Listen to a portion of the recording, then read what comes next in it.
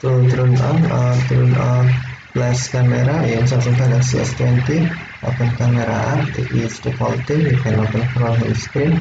Tap camera up icon from up screen. Swipe up or turn home screen to access the up screen.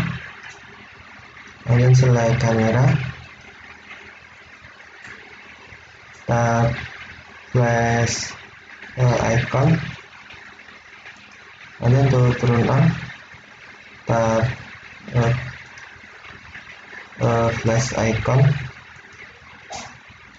until green,